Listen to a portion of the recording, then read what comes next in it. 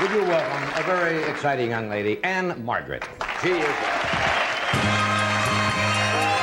It was January 22nd, 1975. Well, that's the longest introduction I've ever given anybody on this show. I know, thank you very much. A crisp winter night across America, and right around 11:30 p.m., living rooms across the country lit up with the familiar intro to The Tonight Show. But what viewers saw that night wasn't the usual polished Hollywood segment.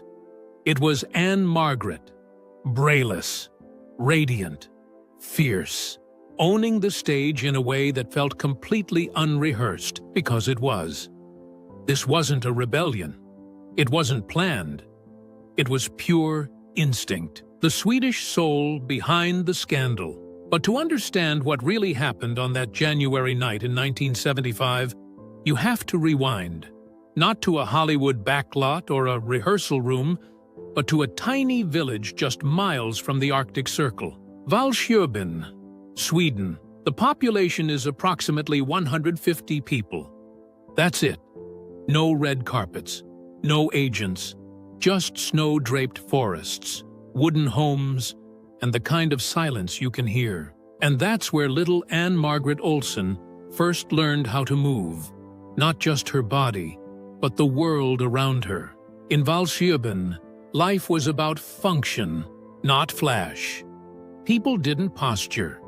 They endured. They celebrated simplicity. And most importantly, they believed the human body was just that, a body. Not something to be dressed up for controversy, not something to be shamed. Just a part of nature, like the frozen lakes and mountain winds. No performance, no pretense. Anne Margret's mother, Anna, was a seamstress. Her father, Gustav, worked with an electrical company but left for America shortly after her birth. So her early years were shaped almost entirely by her mother, and that quiet, durable Swedish resilience. There was no hustle. No, you gotta be a star, kid. Just steady care and quiet faith. But everything changed when she turned 7. That was when she and her mother boarded a ship across the Atlantic to reunite with Gustav in Illinois. And while the move to America opened a new world, it never really erased the old one. That Swedish stillness stayed in her bones, no matter how loud the music got later. In the suburbs of Chicago, something clicked. She enrolled at the Marjorie Young School of Dance, and it was clear almost instantly she wasn't just good. She was electric. Even as a child, her movement had this natural rhythm to it, like she wasn't learning choreography. She was remembering it. She once said, "I was born in rhythm." That wasn't ego. That was muscle memory from a soul shaped in silence. But here's what's easy to miss if you're only watching the glittery Hollywood reel. The confidence you saw in that braless moment on The Tonight Show wasn't rebellion. It was comfort. Deep cultural comfort. Because in Sweden, there was never a need to hide the body or turn it into a spectacle. There was no taboo, no double meaning, just authenticity. Swedes tend to hold their emotions close to the chest. They're not big on drama. They're big on presence, on modesty, on letting actions speak. So when Anne Margret took the stage without a bra in 1975, she wasn't making a point. She wasn't trying to shock anyone. She was just doing what felt natural to her. That might sound simple, but in the culture of 1970s America, that simplicity hit like a thunderclap. Because, remember, this was a time when television still blurred out cleavage in prime time, when women were either buttoned up or burned at the stake, metaphorically speaking, for stepping outside the script. And here was this woman, foreign-born, sensuous, confident, dancing and singing in a flowing, body-hugging outfit, completely unbothered by what others might say. And that's what made it so disarming. It didn't feel like a protest. It didn't feel like branding. It felt like the truth. She wasn't selling sex. She wasn't selling feminism. She was showing what happens when you grow up in a culture that doesn't teach you to fear your reflection. And that's what American audiences weren't used to, because over here, the female body was a battlefield. You had to either armor it or weaponize it. But she didn't do either. She just let it exist. And the irony is that neutrality, her refusal to posture, was what made it so iconic. That choice, or rather that non-choice, flipped a switch for thousands watching at home. They weren't used to seeing a woman perform like that without some kind of agenda stamped on it. But cultural upbringing sticks, even when you cross oceans. And Anne Margret never lost that Swedish softness. In interviews, she's gentle, gracious, even shy. She's spoken often about being more comfortable performing than talking. She preferred movement to explanation. And that's Valsjöbin in her bones. You see, upbringing doesn't just teach us how to behave. It teaches us what feels normal. And for her, expressing herself without shame wasn't brave. It wasn't radical. It was muscle memory, a quiet inheritance from a snowy village most of the world has never heard of. That's why she didn't wear a bra on national television, not to defy norms or chase headlines, but because she never grew up thinking that needed explaining. But it would take a perfect storm of celebrity, culture wars, and one very specific night in 1975 for that quiet authenticity to be interpreted as something radical. Because in America, in the middle of the 1970s, just being real could accidentally make you revolutionary. The night that changed everything. It's January 22nd, 1975, and The Tonight Show, starring Johnny Carson, is, without exaggeration, the beating heart of late-night television. It's not just a talk show. It's where American pop culture gets stamped, approved, and broadcast to millions. If you made it to Johnny's couch, you weren't just in showbiz, you were showbiz. That night, something unusual was already brewing behind the curtain. Anne Margret wasn't just there to chat. She was there to perform live, something rare for The Tonight Show at the time, and she was promoting her upcoming CBS television special titled Anne Margret Olsen, and she'd chosen a song that wasn't a classic or a crowd pleaser. It was something raw and powerful.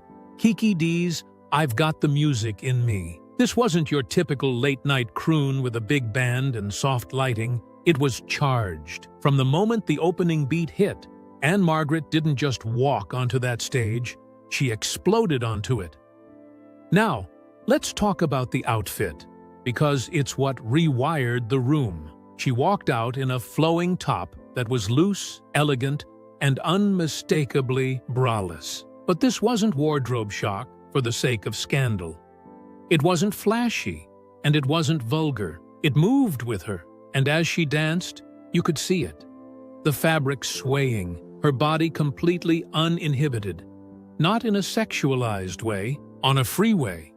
That kind of freedom, especially on network television in the mid-70s, wasn't just rare, it was unheard of. Keep in mind, this was an era when even the Mary Tyler Moore Show got letters if a female character wore pants too often. The visual of a woman, especially one as famously glamorous as Anne Margret, owning that stage, no bra, no hesitation, and zero apologies, that was more than a performance. It was a collision. The moment her voice hit the chorus, "Ain't got no trouble in my life," you could almost feel it ripple through the crowd. Her vocals were gritty, emotional, and full-throated. But it was her movement that locked people in. She wasn't dancing to the music. She was the music. Kicks, spins, sudden drops, all with that signature fiery red mane whipping around her shoulders. It was physical storytelling in real time. And Johnny Carson? Silent. Not out of disapproval, just stunned. He's sitting there, eyes wide, almost slack-jawed, because, like the audience, he wasn't watching a variety act anymore. He was witnessing something that didn't fit the usual box. Then came the eruption. When she hit her final note and struck that last pose, the room didn't just clap, it roared. Standing ovation, whistles, cheers, and on camera, You can actually see Johnny sort of gathering himself, like he wasn't prepared for what just happened in his own studio. But while the audience was lighting up with energy, not everyone in the building was thrilled. Behind the scenes, the network suits were already scrambling. Phones started ringing. Execs were leaning over switchboards. Some wanted the footage cut for reruns. Others argued the performance needed to be edited before rebroadcast. They were worried. The no-bra choice, the freedom of the outfit, the boldness of the movement, none of it had been explicitly cleared. And even though nothing technically broke any rules, they knew what they were seeing wasn't just entertainment. It was something bigger, and they weren't sure how to handle it. But the public? They loved it. The morning after, newspapers across the country mentioned the performance. Radio DJs described it with words like wild, unfiltered, and electric. Fans sent in letters mostly positive. Some conservative watchdog groups predictably clutched their pearls. But even they had trouble pinning down exactly what rule had been broken. That was the magic of it. It danced just outside the lines of what was acceptable, while never actually crossing any. And this is where the cultural significance really starts to unfold. Because this wasn't the kind of TV moment engineered by PR teams or late-night producers. It wasn't the result of some marketing gimmick or accidental wardrobe malfunction. This was pure instinct. One woman showed up exactly as she was, shaped by a childhood where modesty didn't mean covering up. It meant not making a fuss. That Swedish ease with the body had met American television's obsession with propriety, and in the clash, something timeless had been created. Anne Margret didn't wear a bra on national TV, and that decision, whether conscious or not, became a touchpoint not just for fashion or femininity, but for what it meant to own your presence on a stage built by men. She wasn't waiting to be introduced. She wasn't being asked to twirl politely. She showed up, took up space, and commanded it. And maybe that's what made the moment stick. Not just the wardrobe, not just the vocals, but the control. So much of the 70s conversation around women was still framed by whether they were being allowed to do things. Allowed to work, allowed to lead, allowed to be sexual. But Anne Margret didn't ask permission. She just was. And America saw it. Millions saw it. She performed "I've Got the Music in Me" again during her CBS special shortly after. But that wasn't live, and the impact wasn't the same. The magic had been in the surprise, the risk, and the moment of full creative surrender that can't really be rehearsed. Even now, you can find grainy clips of the original Tonight Show performance floating around online. The quality is low, but the electricity is still there. Her voice cuts through. Her presence dominates. And the camera never quite knows where to land, because Anne Margret keeps owning the frame in this spontaneous, volcanic way that just doesn't age. And maybe that's the real takeaway here. Because when you grow up in a village where the body is accepted without judgment, and you bring that philosophy into a culture obsessed with appearances, something's bound to crack.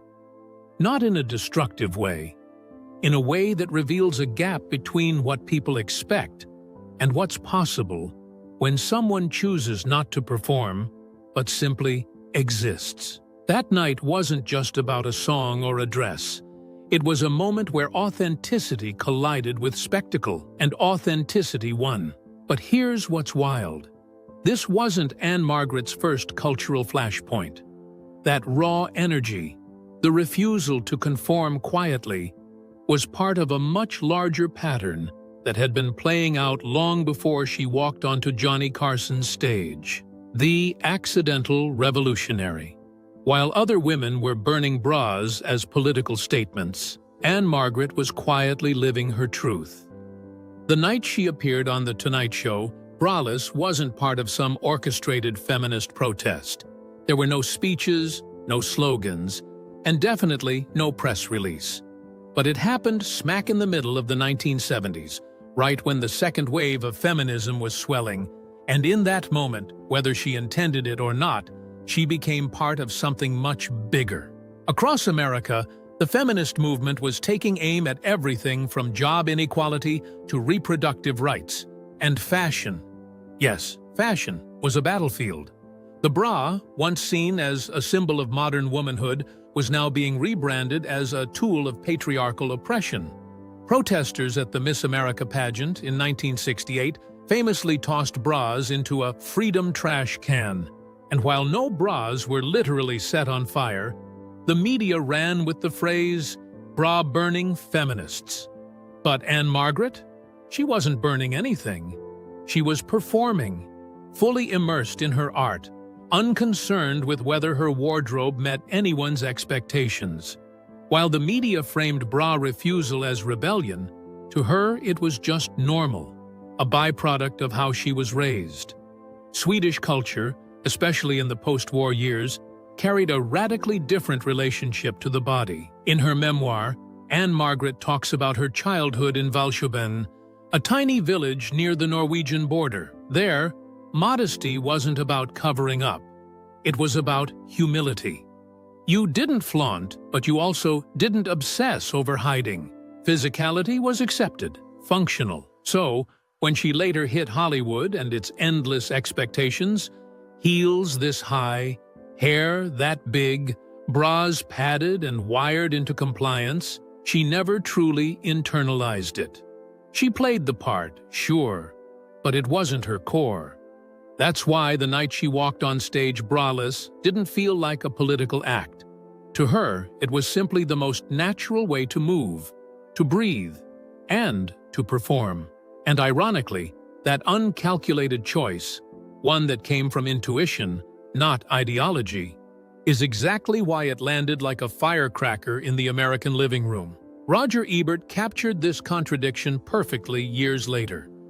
In a 1982 Cannes interview, he described spotting Anne Margret at a party, looking extravagantly braless beneath a light yellow knit. Even then, more than a decade after her Tonight Show performance, she still wasn't playing by the industry's silent wardrobe rules. But again, it didn't come off as provocative. It came off as effortless. And that's where the real disruption lived. Because here's the thing, calculated activism has its place. It's essential. It pushes systems, forces policies to change, and carves space where there was none. But sometimes, authentic living does something just as powerful, if not more so. It shows people what's possible when the performance drops. And Anne Margret wasn't trying to model freedom. She was free. That kind of presence does something to a viewer. It sticks in your brain, not as a headline, but as a feeling. You could argue that had she marched with signs or done interviews about body autonomy, she might have been dismissed, too political, too controversial. But by simply existing unapologetically, she slipped under the radar and directly into people's subconscious. For the young women watching from their couches in places like Ohio, Arkansas, or small-town Idaho, it wasn't about theory. It was, wait, you mean I don't have to wear one either? And the ripple effects were real.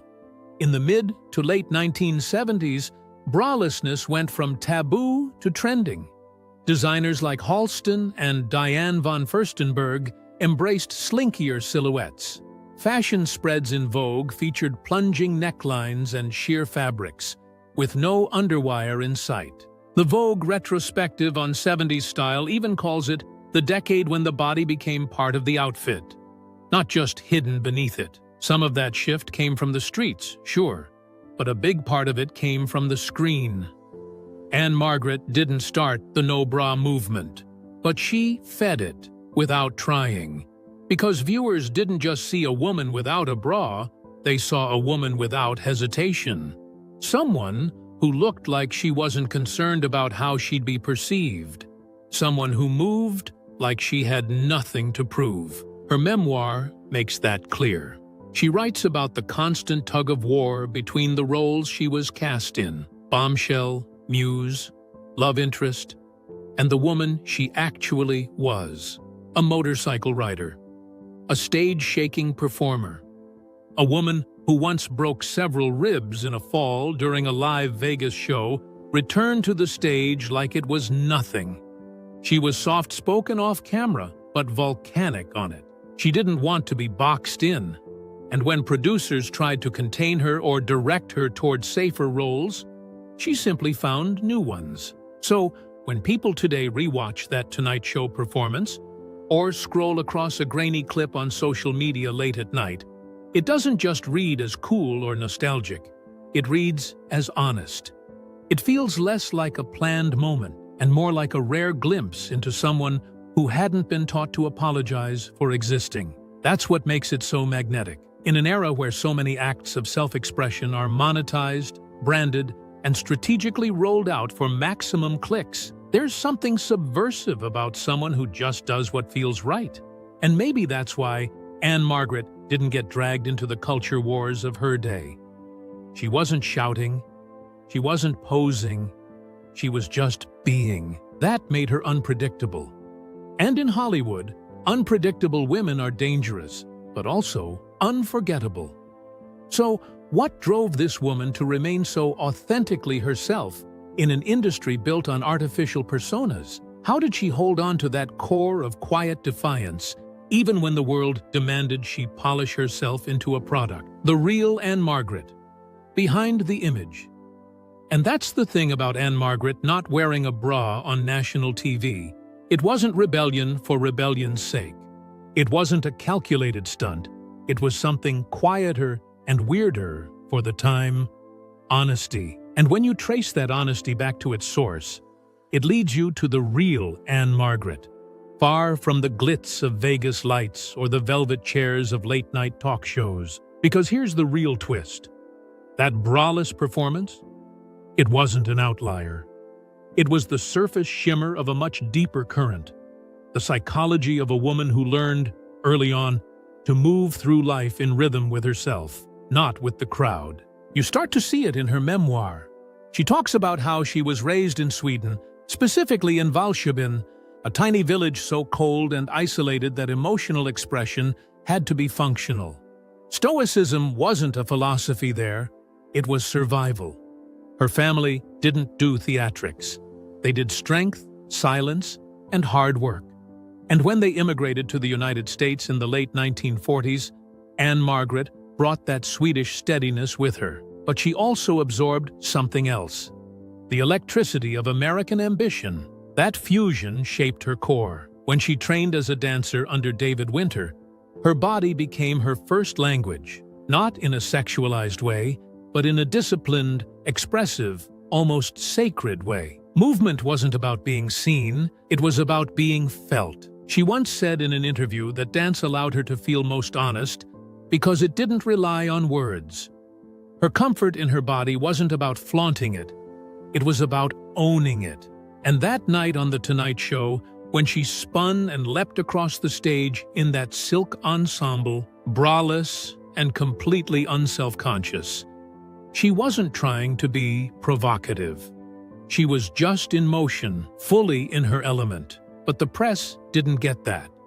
To them, it was a scandal, or a statement, or at least something that needed to be addressed. But here's what's fascinating. Anne Margret never did. She didn't apologize.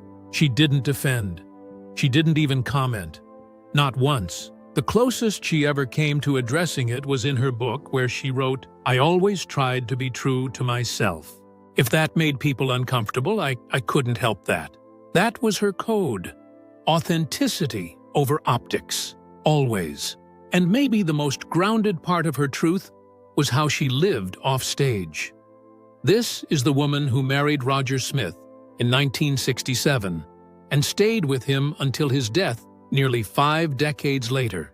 A Vegas headliner, sex symbol, and Elvis's on-screen flame, but also a wife who stepped back from work in the 70s to take care of her husband when he fell ill. She turned down major roles. She quietly sacrificed the spotlight for family. In the middle of the storm, she built a private island of calm. No reality shows, no tell-alls, just fierce loyalty and faith. That duality, hyper-visibility and intentional privacy, is what kept her sane. And it's also what made the whole bra controversy so interesting, because the public expected it to be part of a pattern, a rebellious icon pushing boundaries. But the truth is, it wasn't rebellion at all. It was just one more expression of her refusal to filter herself. She didn't take the bra off for shock value. She simply didn't see the point of wearing it.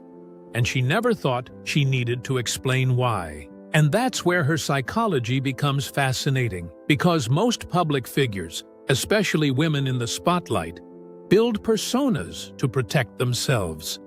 Layers of branding, layers of stylists, managers, and image consultants. Anne Margret had all of that, but underneath it, there was always this refusal to betray her gut. Her interviews over the years are consistent. When asked about fame, she often downplays it. When asked about the image, she shrugs.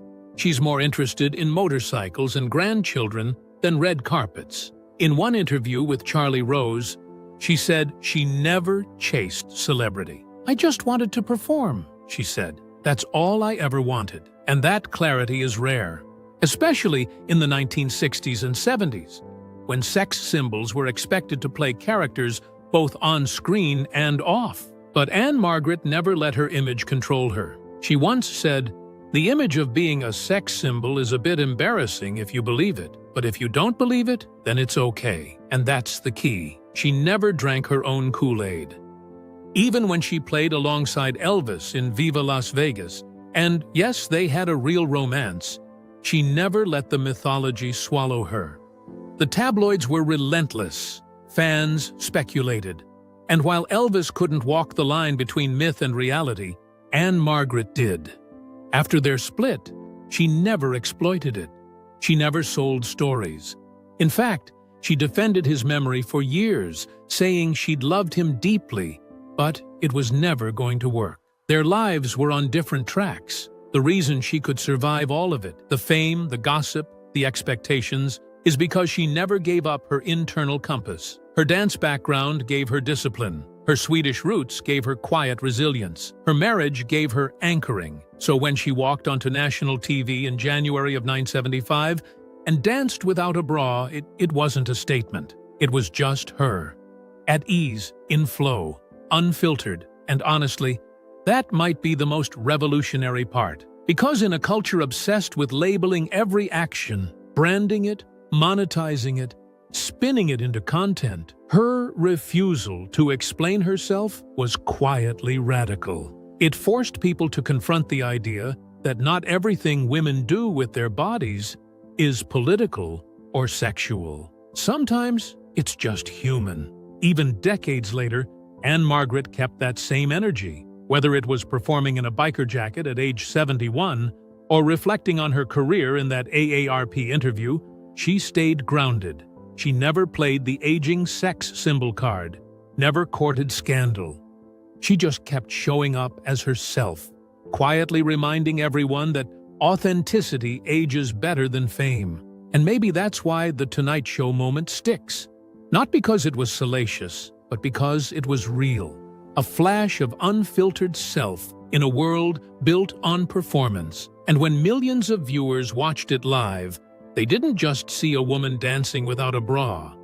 They saw someone completely at ease in her body, her career, and her choices. And that level of comfort was, and still is, disarming. Which brings us back to that short answer we promised. Why didn't Anne Margret wear a bra on national TV? Because she didn't feel like she needed to. That's it. No hidden agenda.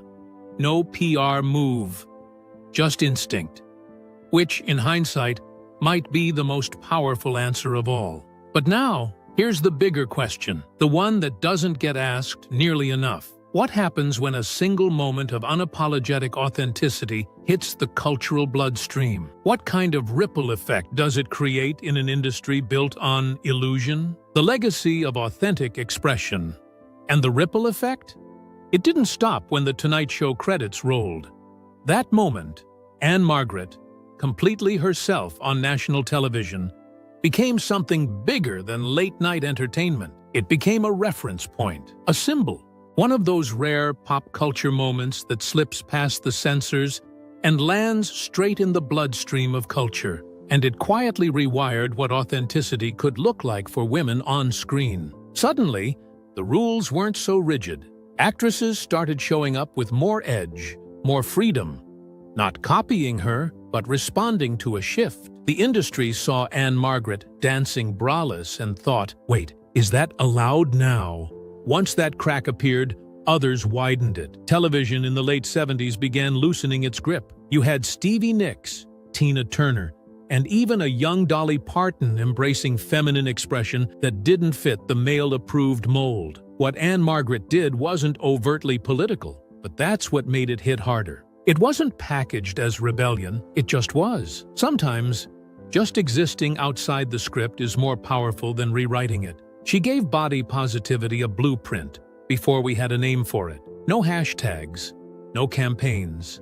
Just a woman saying, "This is what my body looks like when I'm doing what I love." And that's enough. Even now, that moment feels modern. Scroll TikTok or Instagram, and you see creators going viral for being unapologetically real. No makeup, no filters, just vibes. It might feel like a Gen Z innovation, but its roots trace back to people like Anne Margret, who showed that authenticity isn't a costume. It's a choice. That choice is why she didn't fade like others. 60-plus years in the industry, no reinvention arc, no dramatic rebrand. She didn't need one. Her career lasted because it was rooted in something real. The same woman who starred in a Vegas show rode a motorcycle in her 70s and recorded a rock album in her 80s. That 2023 album, Born to Be Wild, wasn't nostalgia bait. It was her, still doing what she loves. And people noticed.